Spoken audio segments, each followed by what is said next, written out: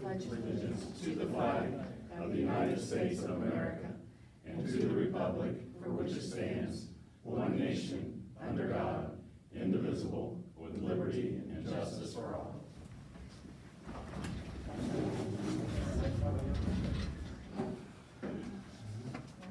Good evening, everyone. Thank you for attending this evening. Is there any additions or corrections to the regular meeting and special meeting minutes for February 26, 2020? I have none. All in favor? No? Motion to approve. Motion to approve. Second. All in favor? Aye. Aye. I move that the board approve February 26, 2020 special meeting and regular meeting minutes. Jason?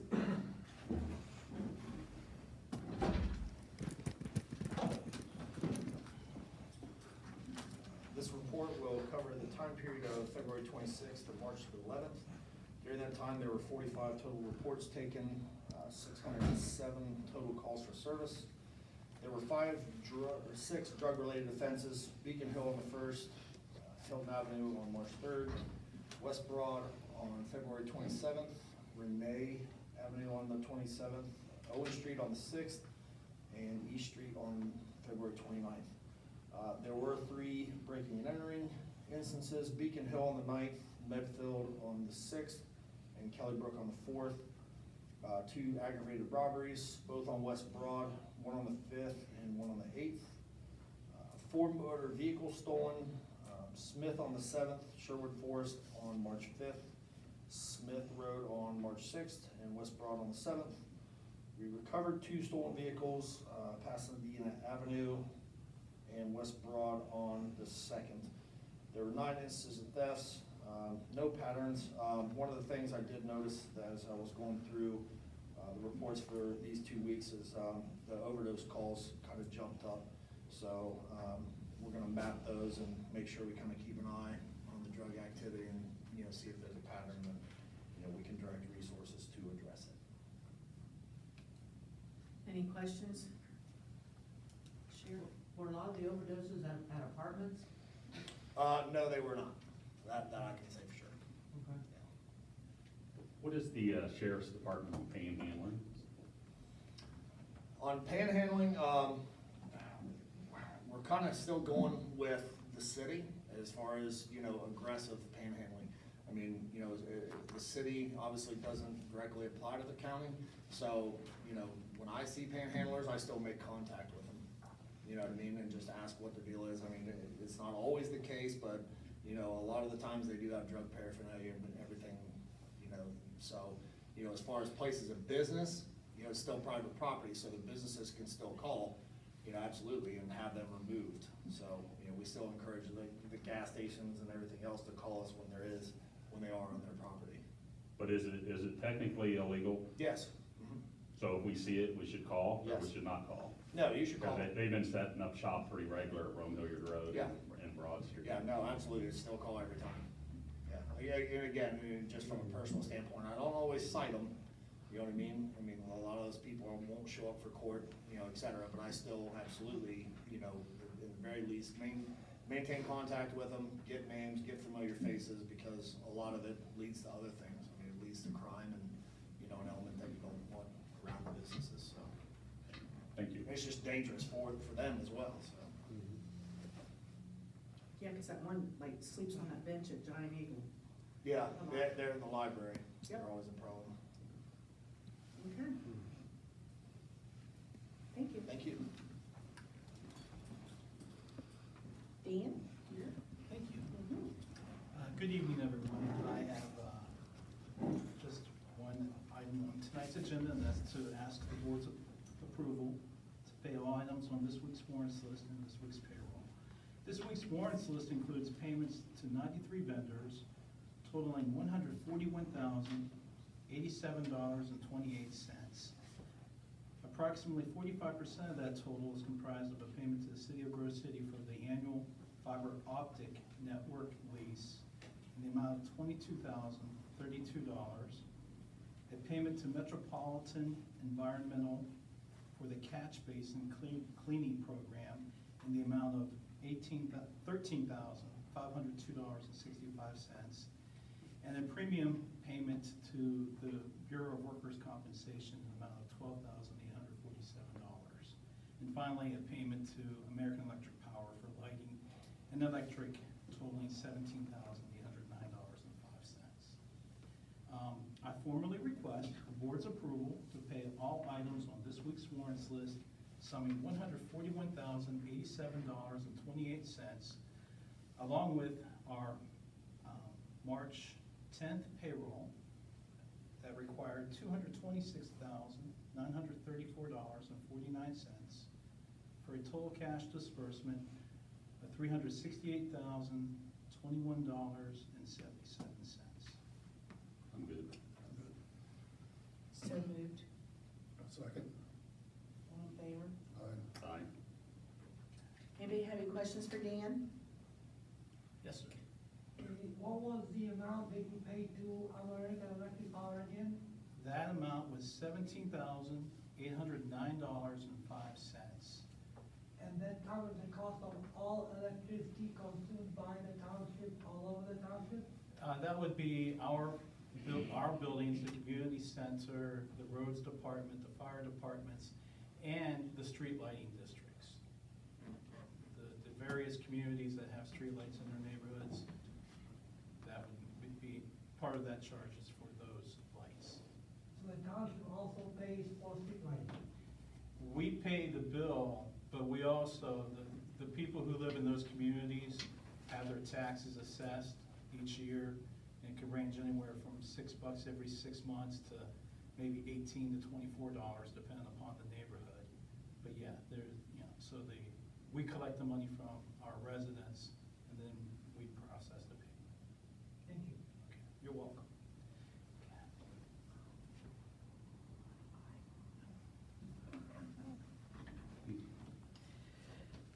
Chief, you're up.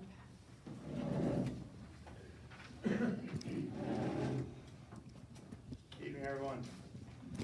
First on the agenda tonight, I'd like to ask the board to authorize the fire marshal Rick Critchfield to use his remaining 54 hours of disability leave due to an extended off-duty injury.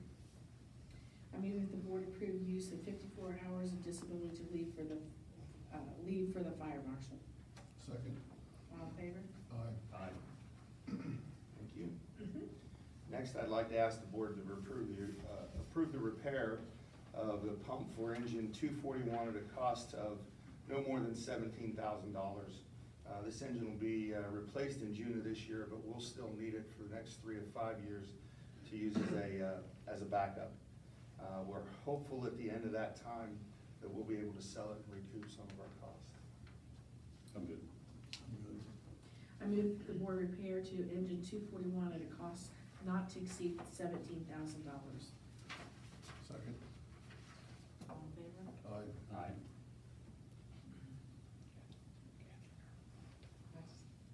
Thank you. I'd like to ask the board to accept the resignation of part-time firefighter Nick Brown. Nick has accepted a full-time position with Washington Township. We wish him a happy career. He's a good guy. I move that the board accept the resignation of part-time firefighter Nick Brown effective March 21st, 2020. Second. All in favor? Aye. Aye. Aye. Thank you very much. And lastly, I'd just like to make an announcement regarding the coronavirus. I know there's been a lot of information floating around out there. At this point, it's still considered a low health threat for the state of Ohio by the CDC. I checked the records right before I came over here. There are still 4 confirmed cases in Ohio and 24 that are being investigated. There are 21 cases that were previously investigated that have been proved not to be coronavirus. There's a website. If you go to odh.ohio.gov and search coronavirus, there's a really good website that gives very accurate and up-to-date information.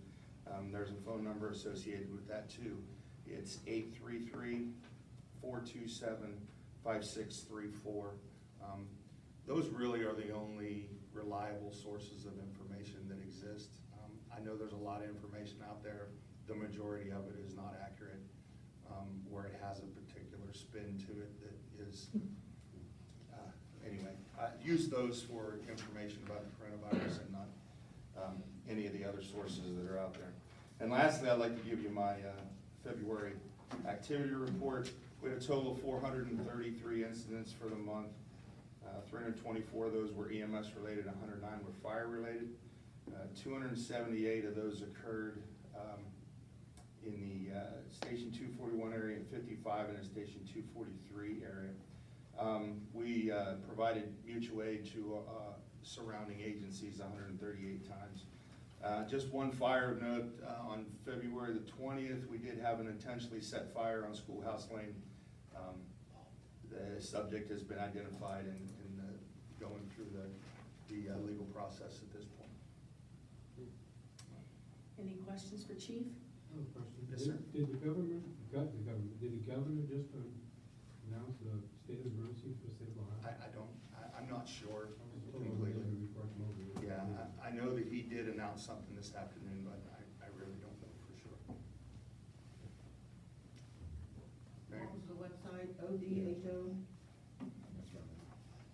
It's odh.ohio.gov, and you can search for coronavirus or COVID-19, either of those two. If you search that, it'll take you to the information you need. Somebody else had a question, sir? Yes, regarding the E241 repair, did you say a pump needs to be replaced? Yes. And what was the pump, the cost of the pump itself? I don't know what the split is between cost and labor. I can't remember off the top of my head. It's a significantly labor intensive. That pump had to be removed from the truck, and the pump is probably the size of this pedestal, and it's buried inside the middle of the truck. So it has to be completely removed, and then parts put back in it, replaced and put back in. So it's very labor intensive, but I don't know the breakdown between parts and labor, honestly. So due to the size and weight of the pump, it takes a lot of labor to replace it. Yes, and the location, because those trucks are built completely different than traditional fire trucks where the pump is usually a module in the middle. Those are pretty easy to work on. When these trucks were built, pumps are in the back of the truck and they're buried in the middle of the truck is the best way to explain it. So it takes a lot of work. I see. Yes. And how much GPM does this pump deliver? 1,500. 1,500 GPM, wow. Yes. I can imagine, that Yes, would be. it's a big pump. That is a Yes. big pump. Yes. Thank you very much. I think there was one more hand that went up. Somebody else have a question? She answered it. I was wondering about the website. Okay, Sorry, thank you. all right. That's it. Thank you very much. Thank you. Michael?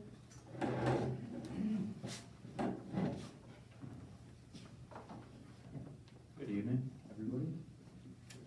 First item I have tonight, asking the board to approve an Easter egg hunt at our sports complex. The event will be held on Saturday, April 4th from 1 to 4 p.m. There'll be no charge for the event. And then I also spoke with the contact for the event, and they agreed to provide us with a certificate of insurance for the event as well. I have no issues. I move that the board authorize an egg hunt at the Galloway Road Sports Complex on April 4th from 1 p.m. to 4 p.m.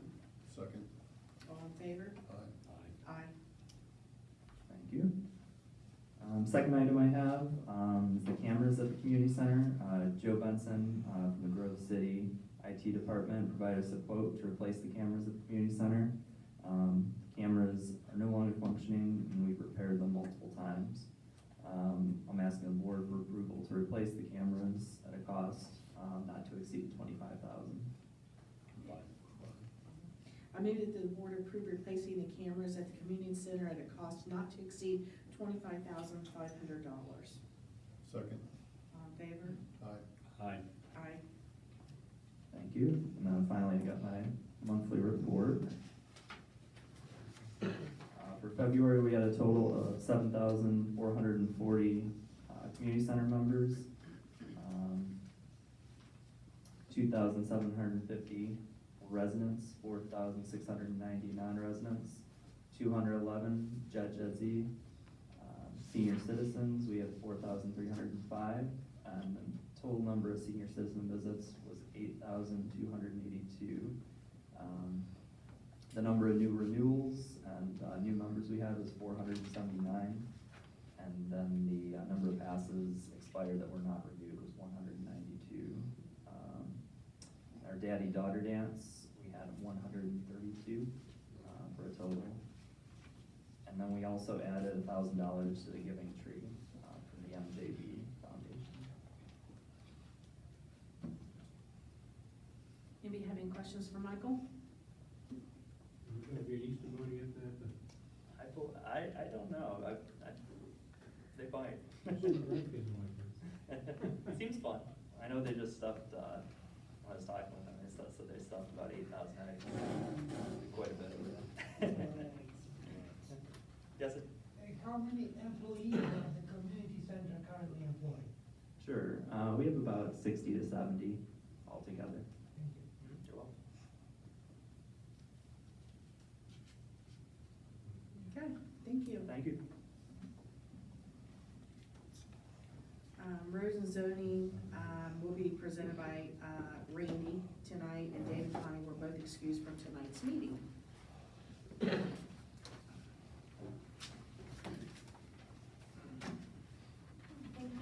Got a couple of items for the road, cemetery, and parks department tonight. First one being the price list for electric services on West Broad Street. Jess Howard provided a price list for those electrical services, and the services are for any kind of electrical or street lighting issues along West Broad Street. And then we'd like to ask the board to authorize the service director to use Jess Howard on an as-needed basis for these services.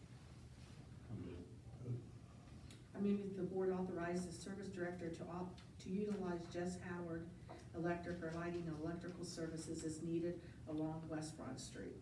Second. All in favor? Aye. Aye. Thank you. Next item I have is the contractor for the 2020 sidewalk program. We'd like to ask the board to approve hiring Berkshire Boys for the program this year.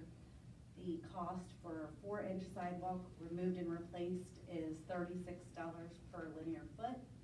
The cost for 6-inch sidewalk removed and replaced is $38 per linear foot.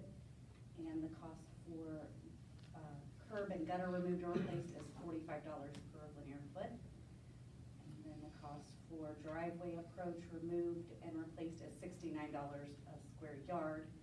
And this year, there will be a minimum cost per address of $150. New issues. I move that the board approve contracting with Berkshire Boys for the 2020 sidewalk program and authorize the service director to execute all necessary paperwork. Second. All in favor? Aye. Aye. Thank you. Next up, I would like to ask the board to adopt resolution 9-20 to establish a no parking anytime for the west side of Fernhill from Owen Street to 100 foot north of Sullivan Avenue. This area is all undeveloped lots that are currently woods, and there's parking going on off the road, and without any HERT services, it's creating rutting and mud being put on the pavement. I'm good.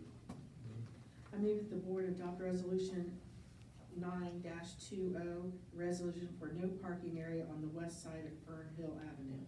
Second. Oh, I apologize. Mr. Stormont? Aye. Mr. Kennedy? Aye. Mrs. Schmelzer? Aye. Thank you. Next up, I'd like to ask the board to approve the purchase of a 2020 Case 580 SN loader backhoe from Southeastern Equipment, and authorize the service director to sign any necessary paperwork. The backhoe has a list price of $152,867, and there would be a 37% discount, bringing that down to just over 96,000. We have a 2006 backhoe that we will trade in for $53,666.67, which will bring our total cost, including the or with the trade, down to $42,639.54. I'm fine. Yeah, but you gonna read that side note Did first? you want me to? Yeah. Okay, the side note that David included was the last time that we had traded our backhoe, the price difference was $39,294.70. So by trading in while the equipment still has good value, allowed us to get $14,371.97 more for the backhoe that we are trading in than we paid for the backhoe in 2016. And, you know, Dave's been trading in the equipment. He really believes in this program. Yeah. I move that the board approve a trade-in of a 2016 backhoe and the purchase of a 2020 backhoe at a cost of $42,639.54, including the trade. Second. All in favor? Aye. Aye. And then I have one more item for the roads department. At the December 18th meeting, the board approved the rates and a not-to-exceed cost of $17,500 for the 2020 catch basin cleaning program. Dave has requested that the board revise this not-to-exceed amount to $22,500, as the cleanings have taken more time than expected. I move that the board approve the revised, the not-to-exceed cost to Metropolitan Environmental to $22,500 for the 2020 cash basin cleaning program. Aye. Aye. Thank you. I also have the road department's February report. They had 14 graves sold, 13 funerals, chipped tree and limbs at 8 addresses, picked up trash in the median and the right-of-way on West Broad Street corridor, started the 2020 catch basin cleaning program, worked 10 days in February, 4 snow and ice control events, 2 nuisances abated, and started a storm sewer tile job on Garden Heights and worked 3 days of that, and it's still in progress. Does anybody have any questions for Randy to take back? I have a question. Go ahead, Susie. On Farnell, I've seen, you know, I know what you're talking about with people parking. So what do you do if they don't move? Do they get cited? Is that what happens? I believe so, but once it's declared no parking. I was just curious. You requested the approval of Guest Howard Electric or electrical services along West Broad Street. What about electrical services that may be needed elsewhere throughout the township? This, I don't really know, we'd have to ask Dave. I know this is specifically for Broad Street. If a pole were to be hit or something like that, then he can have them on standby to go out and fix it immediately. As far as how he would do a different area, I don't. No, AEP takes care of the other lights. Oh, okay. We had an agreement with ODOT that we would take care of all the lighting down through here when they upgraded the road. That's why we do that. Okay. So what happens if a light pole gets hit on Southbury Hill or North Main? We contact AEP and AEP takes care of it. So why? AEP owns those lights, So AEP owns lights everywhere throughout the township? except for on Broad Street. Except for West Broad Street. Thank you. I have a question. You said there's a minimum this time for the sidewalk? Yes. Well, what if a person only needs like 1 or 2 squares? You mean they gotta pay more than that? I'd have to defer to Dave on that. I'm just going off the info he gave me, but it does say that there's a minimum of $450 per address. $450? Yeah. And that's not new, that was in there last year also. Okay, thank you. We talked about picking up debris and stuff on Broad Street, and that was the cost you were talking about? No, it was just part of his report of the activity that his department's been doing over the month of February. What about picking up the debris off of Beacon Hill, where they keep hitting the signs at the circle. There was 2 accidents at that circle twice in February. Does it need, is there debris that needs picked up No, on the they've road? been picked up there already, but there's been 2 different incidences when they had, that circle was ran into, the car was left, guy took off 3:30 in the morning. And then another time at the end of the month, where they hit the sign and knocked the sign, the pole, 60 feet down the road from my driveway. They knocked the little sign that was on the pole, hit my house, and the big sign was stuck underneath my truck tire on the side that's parked on the side of the road. They came out and picked up all that debris. Okay, but it's all taken care of. Yeah, but I mean, nothing's been done about fixing the circle, fixing the problem. that keeps So, happening. I know that you talk about the sign, Talking about the circle itself. The sign keep getting hit towards mine, the accidents keep coming from Hilly Run Road. So when they come from Hilly Run Road, they either hit the circle, hit the signs, and they seem to debris, everything seems to go towards my house and my yard. so a And my couple truck. weeks ago, when it got knocked over, which 28, was, 26 or something around there. okay. I took the picture on my phone, because I went out to the Was it pictures. yourself or another resident went out? I went out Okay, and then did you put the sign back in the circle? in the center meeting. In the, okay, and The then, pole and the sign, I took the sign off underneath my Okay. truck. I took the sign that hit my door, hit my window, hit the side of my house, it woke me up in my bedroom at 3:30 in the morning. And the car was 2 blocks down the street. On the other side of the speed hump, on the other side of Missouri Hill, on the other side of Maple. And I'm assuming you couldn't go any further because his front end was all over the street.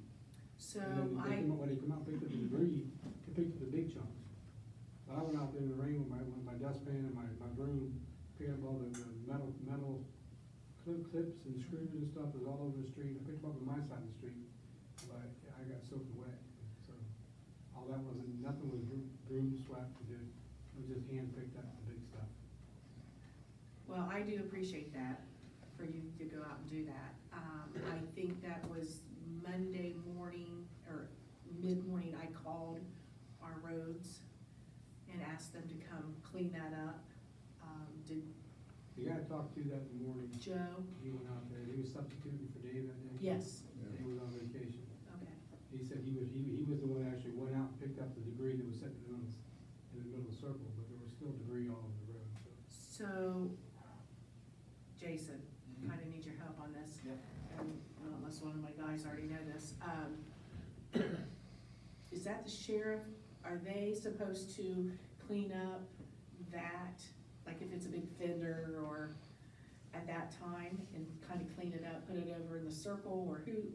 Or is that Basically, us? At the scene, it's our responsibility to clear any debris which would otherwise present a risk to other motorists in the immediate time frame. Okay. But then what happens most of the time is, when the tow company or other entities come out, they fully sweep up everything and, take any vehicle parts with the vehicle they're towing. Because that Monday morning, there was still something out there, the bus hit it. And the bus driver was upset because it was stuck under the bus. So I just say in the future, maybe just call in here, maybe to Randy or something. And to see if we can come out. I had to take off work because I couldn't go back to sleep because, I work 12 hours a day, I work in Dayton, so I can't drive to Dayton and work. I mean, we'll always try to come out and clean it up. It was 3:30 in the morning, but the first accident, the tow truck driver pulled the car off the center meeting, off the circle. Because the pole was completely bent all the way over. So if that bus that comes down down Lawrence every morning, about 6:30 in the morning, it goes around that circle, he would've hit that sign. The first one, I'm not sure what the second one he would've hit, but the sign was sticking out so far, he would've hit that first one. But I mentioned before about putting flashing yield signs up there, and they say it's too expensive. How many times you replace the signs before it's too expensive?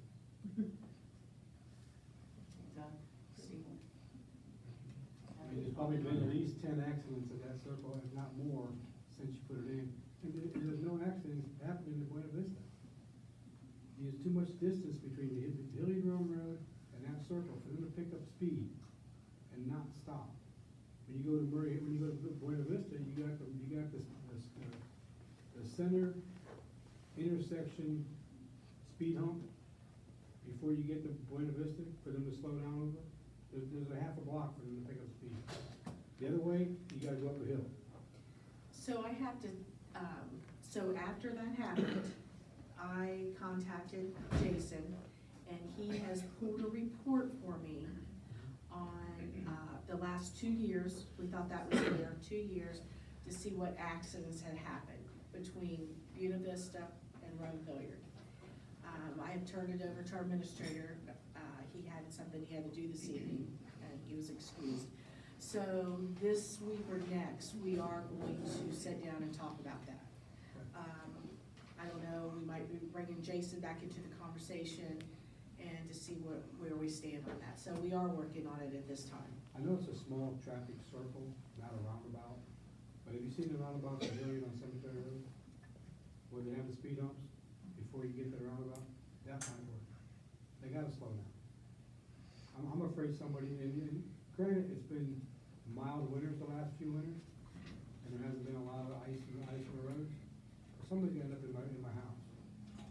Cause when they come around that corner, it's just a ramp going up right in my front yard. There's nothing to stop it. And I'm surprised they haven't hit my truck yet. It's just on the side, parking on the side, and down that towards the water. Sir, can I get your name and address? Would you mind sharing that? Yeah, 150 Lawrence Avenue. And your name, sir? Matthew Jansen. Mr. what? Jansen's, Janssens. Been there 24 years. Thanks. I don't complain about a whole lot. Until somebody's in my front yard, front of my house. Well, it has been addressed, and we are working on it at this time. Okay. Any other questions? Nice, okay. Good for you. That's all for the Road, Cemetery, and Parks Department. So I also have one item for the Commercial Building and Zoning Department, which is the update to the nuisance process. There was a meeting on February 20th with our attorney, Pete Griggs, regarding the nuisance process, and there has been some updates. You guys were all provided a rather long list, and then there's also a shortened list that's provided to everybody. The changes are that the list of consideration will be emailed on Friday and will no longer include photos. The only time that the department will take photos of nuisance properties will be during the inspection. Those will occur on the day before or 2 days, depending on how many there are, before a trustee meeting, and then all the information will be forwarded. If there's no violations found during that inspection, the property will be removed from the list, and the resolutions will be changed to include whether each property has been declared for grass, trash, or both. And the resolution will also include a sentence that allows the road superintendent to grant a 30-day extension at his discretion once a property is ready to be abated. I'm fine with that. I move that the board approve changes to the nuisance process as presented. Second. All in favor? Aye. Aye.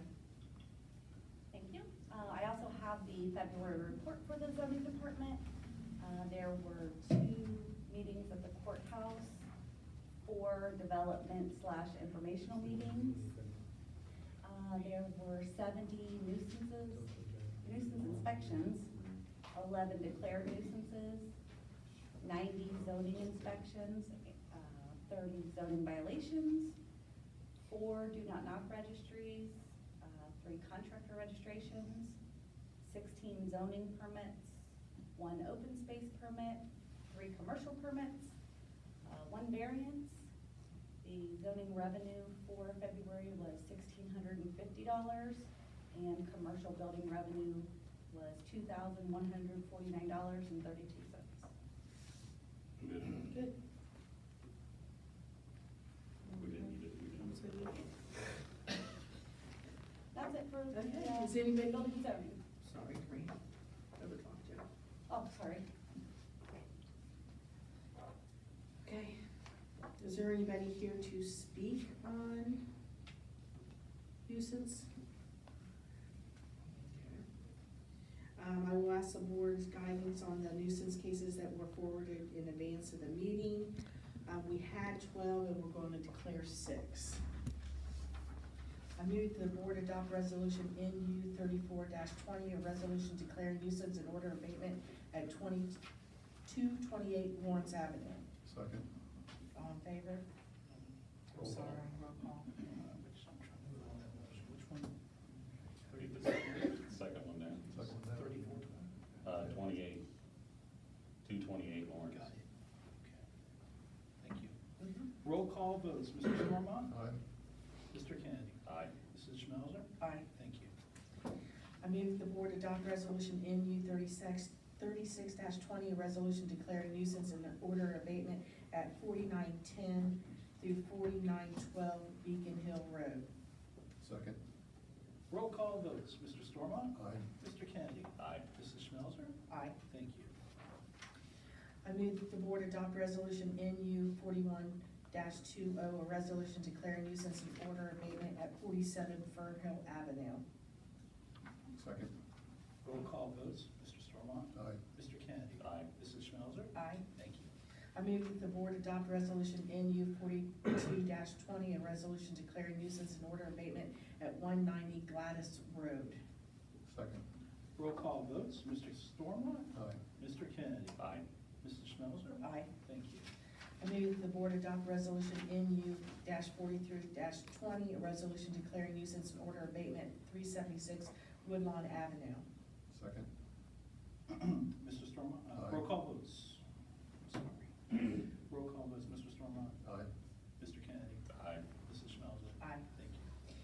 I move that the board adopt resolution NU 44-20, a resolution declaring nuisance and order abatement at 404 Woodlawn Avenue.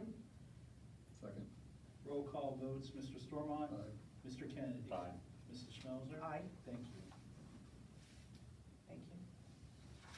A couple more items. I have the agreement from CareWorks Comp. This is our annual agreement for them to provide our workers' compensation management program. This is recommended by the OTA, and this is how we keep our group rating, which saves us roughly 60% on our workers' comp premium. This year, the cost of the agreement is $7,680.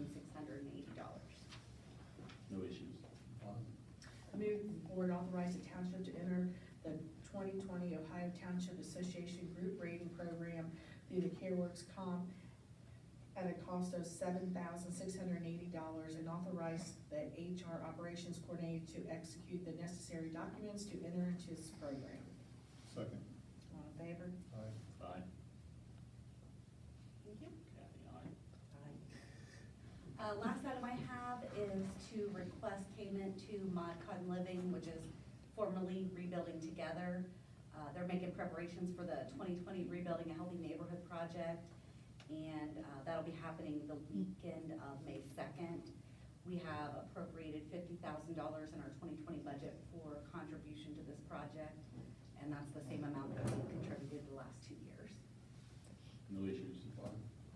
I move that the board approve the payments to ModCon Living for the township contributions to the 2020 Rebuilding a Healthy Neighborhood project in the amount of $50,000. Second. All in favor? Aye. Aye. Thank you, that's all I have. Thank you. We have any old business? Go ahead, Susie. What's going on as far as tax repaying, like for next year? Do you think you'll be able to get it? I'm sorry, what she asked me? The, Tax repair. Oh, Randy, do you know where we stand on that one? I know, Rob had called a couple of times and offered use of this building, and I don't think he ever got a call back. The first time they said they would give us a call back and let us know if they wanted it, and then I think he checked up again, and I don't believe he heard anything. I could be mistaken, but I don't think he did. So maybe still waiting for a call for next year. Cause, you know, cause he had mentioned he wanted to do it for this year, And I didn't think you could do it anyway for this year, I thought it was too late. Because when I gave him that email address,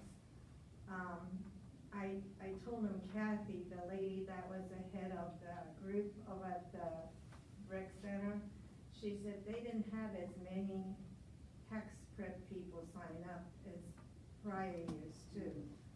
So they were kind of short-handed. But I just wondered if there was anything, I'll follow up with him. yeah. But some of the residents in Hilliard are upset because they can't get their taxes done Because we're in going over Hilliard, there. because very people are going over there. And they're all booked up, so a lot of Hilliard residents were left out. Because our place over here kinda messed up. We should have been told in December that it wouldn't be available for the tax purposes. Well, I'll follow up, and we'll get them scheduled for next year, if we can. Anybody else? Got new business? Oh, go ahead. Well, I don't know if this is new or old, but I have a question. Uh-huh. After the meeting down at the fire station, with regards to the nuisance cases, and I don't know if you can look into this or not, but I went home, and according to my deed, I am not allowed to have any livestock on my property. I'm only allowed cats, dogs, and other household pets. And I cannot have cats or dogs if they are for breeding purposes. If there's any commercial value to owning these pets, I'm not allowed to have them on my property. Secondly, it also says that I have to maintain my trash in sanitary containers. So I don't know if there's any legal remedy that maybe you could go through other than going through these nuisance cases the way we do. I don't know what it means if if I am just throwing my trash out in my yard, I don't know what it means to me as a homeowner. I'm violating my deed, but what exactly does that mean? So, You can What- mull over and talk to somebody. well, I guess, what is the question, Joe? Well, Besides, instead of what going, is- instead of going through these nuisance cases and the process that you do, by having that in your land deed, could that shorten the process? I mean, if people. Or Fine. could some fine be assessed? Well, that's why we have the nuisance process, because they're going out there, they're tagging their doors. I mean, people just don't wanna use their trash cans, and I don't, if somebody doesn't call and say your neighbor, then nothing's gonna happen. No, I understand, a lot of it's the people, but I'm just wondering if there's anything else legally that can be done to correct the process. Yeah. I think it's a civil matter, and to enforce your deed restrictions, that's what was put into law. Now, I'm not an attorney, and I'm not. No, I understand. But that was put in there as a legal remedy for property owners to go, to have an out to their neighbors, to do it by themselves as a civil matter, that it's in the deed restrictions, to at least have a way to go after a property themselves. Most people don't wanna do that and leave it up to other legal remedies, and I think the nuisance process that we have, does a fairly good job of addressing most of the issues. Okay, I'm just letting you know. And that your deed, those deed restrictions are probably gonna be different on every community, depend on where they're at and when they were built, by what company. All of them are a little bit different, I would think. Yeah, I understand that, because mine was built by Ryan Homes, and, there's 3 or 4 other builders who came in and built on the same street, so I don't know if they all have although it does give the lots, like from 1 to, I don't know, 335 or something like that, so.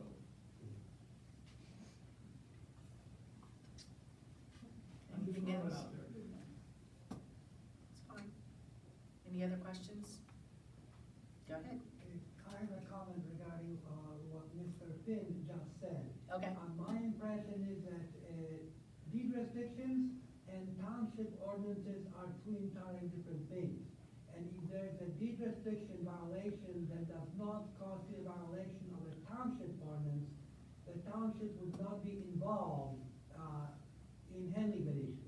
That's my impression. Would you agree You're with that? correct, yes. Thank you. Mhm. That be it? Okay. Adjourn at 7:46.